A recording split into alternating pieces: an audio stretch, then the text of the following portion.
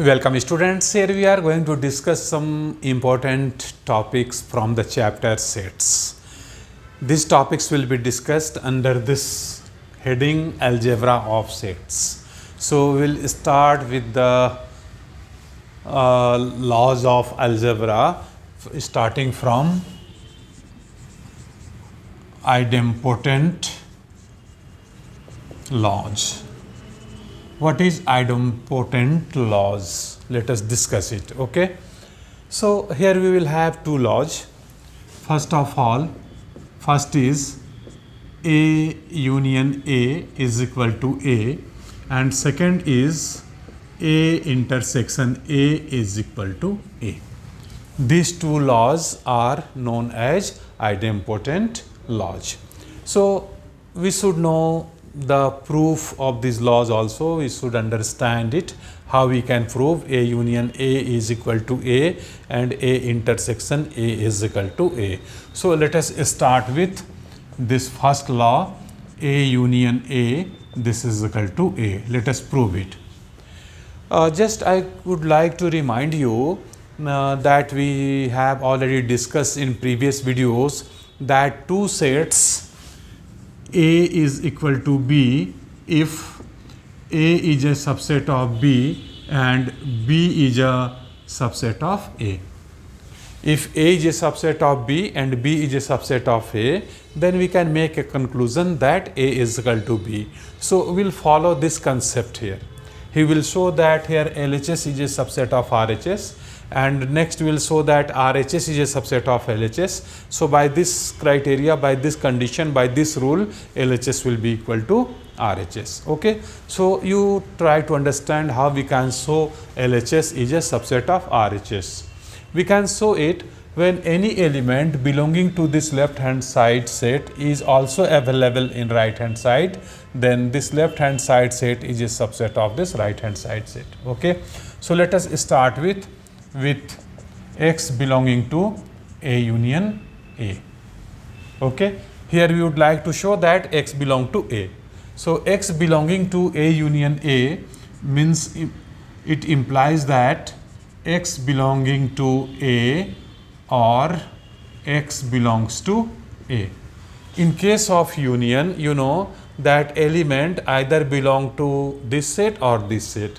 Fortunately, here both the sets are set A, so we can repeat it, we can write it twice. X belongs to this A or X belongs to this A. Okay. But X belongs to this A or X belongs to this A can be concluded as X belongs to set A. Now you see, here we have started from left hand side that X belonging to this left hand side set, and here we are coming to X is belonging to right hand side set A. It means this left hand side set is a subset of A. Therefore, here we can write A union A is a subset of A. Suppose this is called relation number 1.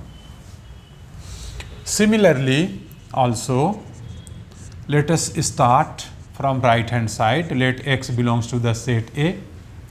This implies that X belongs to A, or we are repeating same thing twice, so it will not affect our result. X belongs to A or X belongs to A, we can write same thing we are repeating, so no problem. And this implies that X belongs to A union A.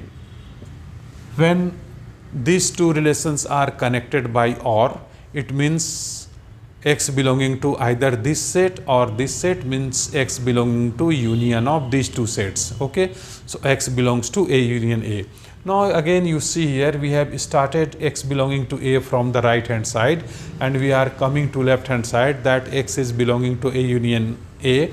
It shows that here right hand side means A is a subset of A union A. Okay. Let us call it relation number 2. Fine. So by the condition of equality of two sets which we are mentioning here, that if A is a subset of B and B is a subset of A, then A is equal to B. On the basis of this criteria, by relation number 1 and 2, we can say that A union A is equal to A. So this first law of idempotent is here being proved. Now let us see second. Here we have A intersection A is equal to A, correct? Here also will show that LHS is a subset of RHS and RHS is a subset of LHS. So by combining these two relations, we can come to the conclusion that LHS is equal to RHS. Okay. So let us start with left hand side. X is belonging to A intersection A. You know that any element belonging to intersection of two sets means that X is belonging to both the sets. But here fortunately both the sets are set A, so we can repeat it twice. We can write it implies that X belonging to A and X belonging to A, correct?